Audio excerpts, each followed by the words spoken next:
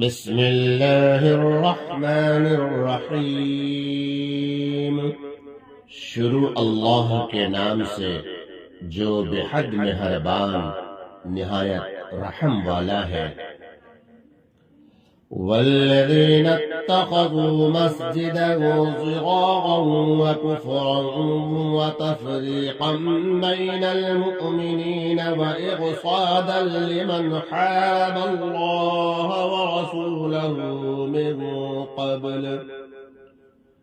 اور بعض ایسے ہیں جنہوں نے ان اغراض کے لیے مساجد بنائی ہے کہ اسلام کو ضرر پہنچائیں، یعنی نقصان پہنچائیں، اور اس میں بیٹھ بیٹھ کر کفر یعنی عداوت رسول صلی اللہ تعالی علیہ وآلہ وسلم کی باتیں کریں، اور اس کی وجہ سے ایمانداروں کے مجمع میں تفریق ڈالیں، کیونکہ جب دوسری مسجد بنائی جائے اور ظاہر کیا جائے کہ خوش نیتی سے بنی ہے تو ضرور ہے کہ پہلے مسجد کا مجمع کچھ نہ کچھ منتشر ہو ہی جاتا ہے، اور یہ بھی غرض ہے کہ اس شخص کے قیام کا سامان کریں جو اس مسجد بنانے کے قبل سے خدا اور رسول کا مخالف ہے۔ مراد ابو عامر راہب ہے۔ وَلَيَحْلِفُنَّ إِنْ أَرَدْنَا إِلَّا الْحُسْنَى وَاللَّهُ يَشْهَدُ إِنَّهُمْ لَكَاذِبُونَ، اور پوچھو تو قسمیں کھائیں گے، جیسے ایک دفعہ پہلے بھی پوچھنے پر کھا چکے ہیں کہ بجز بھلائی کے اور ہماری کچھ نیت نہیں۔ بھلائی سے مراد آسائش اور گنجائش ہے، اور اللہ گواہ ہے کہ وہ اس دعوے میں بالکل جھوٹے ہیں۔ جب اس مسجد کی حالت ہے کہ وہ واقع میں مسجد ہی نہیں بلکہ مظہر اسلام ہے۔ لا تقم فيه أبدا لمسجد أسس على التقوى من أول يوم أحق أن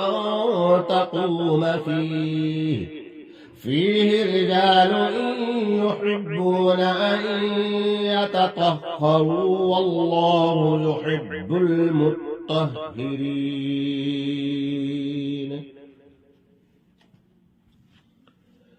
تو آپ صلی اللہ تعالی علیہ وسلم اس میں کبھی نماز کے لیے کھڑے نہ ہوں، البتہ جس مسجد کی بنیاد اول دن سے یعنی روزے تجوید سے تقوی اور اخلاص پر رکھی گئی ہے، مراد مسجد قباء ہے۔ وہ واقعی اس لائق ہے کہ آپ صلی اللہ تعالی علیہ وسلم اس میں نماز کے لیے کھڑے ہوں۔ چنانچہ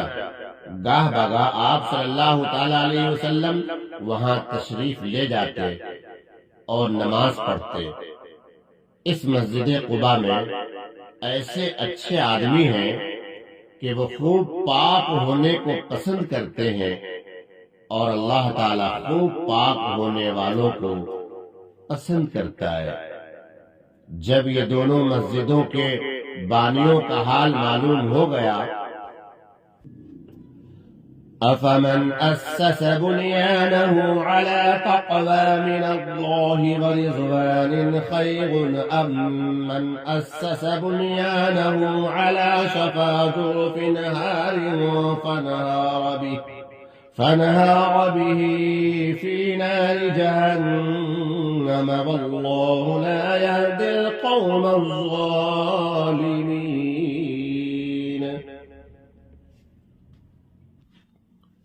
پھر سمجھ لو، آیا ایسا شخص بہتر ہے جس نے اپنی عمارت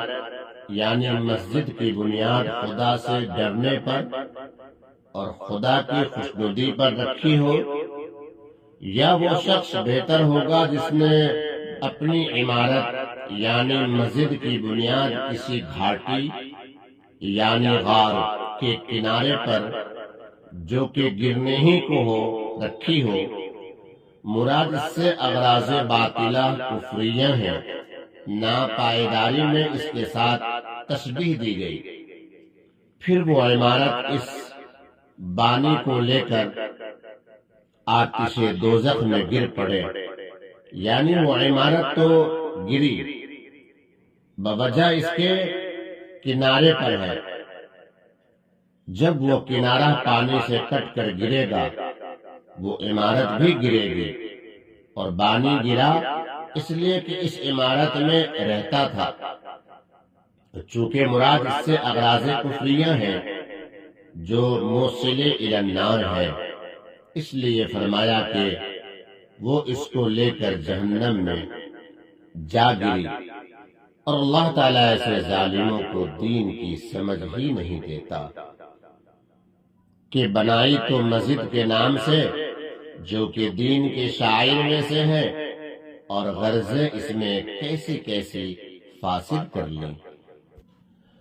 لا يزال بنيانهم الذي بنوا ريبة وفي قلوبهم إلا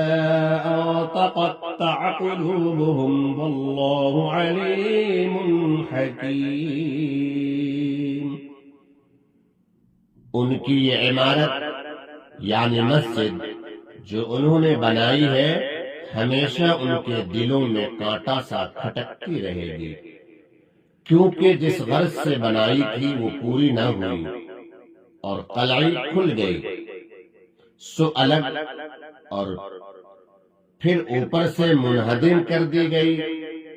غرض کوئی ارمان نہ نکلا، اس لیے ساری عمر اس کا افسوس اور ارمان باقی رہے گا۔ ہاں مگر ان کے وہ دل ہی جن میں وہ ارمان ہے فنا ہو جائے تو خیر، وہ ارمان بھی اس وقت ختم ہو جائے۔ اور اللہ تعالی بڑے علم والے بڑی حکمت والے ہیں، ان کی حالت کو جانتے ہیں اور اسی کے مناسب سزا دیں گے۔ إن الله اشترى من المؤمنين أنفسهم وأموالهم بأن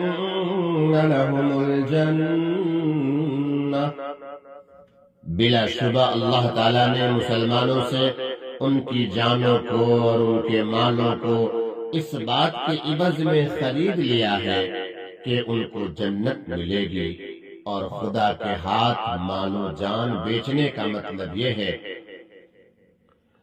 يقاتلون في سبيل الله فيقتلون ويقتلون وعدا عليه حقا في التوراة والإنجيل والقرآن، کہ وہ لوگ اللہ تعالیٰ کی راہ میں یعنی جہاد میں لڑتے ہیں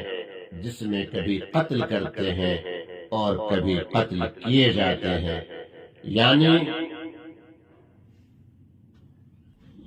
یعنی انہیں تو جہاد کرنا ہے، خواہ اس میں قاتل ہونے کی نوبت آئے یا مقتول ہونے کی۔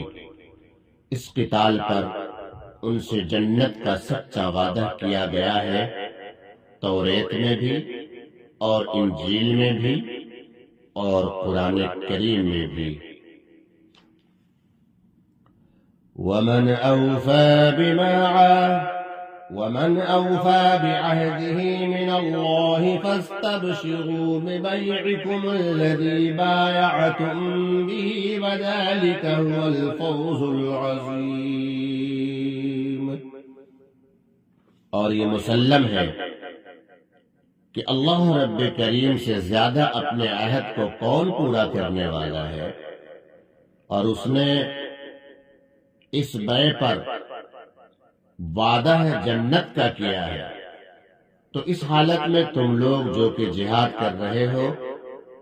اپنی اس بیع مذکور پر جس کا تم نے اللہ تعالیٰ سے معاملہ ٹھہرایا ہے خوشی مناؤ،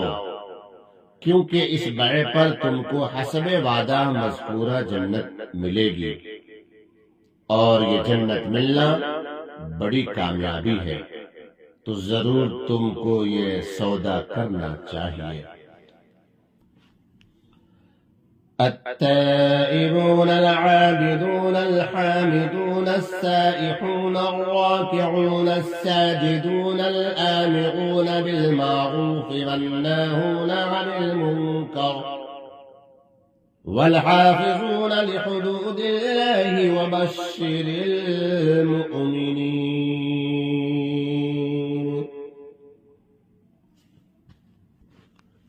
وہ مجاہدین ایسے ہیں جو علاوہ جہاد کے ان اوصاف کمال کے ساتھ بھی موصوف ہیں کہ گناہوں سے توبہ کرنے والے ہیں اور اللہ تعالیٰ کی عبادت کرنے والے ہیں اور اللہ تعالیٰ کی حمد کرنے والے ہیں اور روزہ رکھنے والے ہیں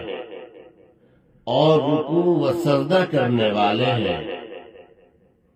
یعنی نماز پڑھتے ہیں اور نیک باتوں کی تعلیم کرنے والے ہیں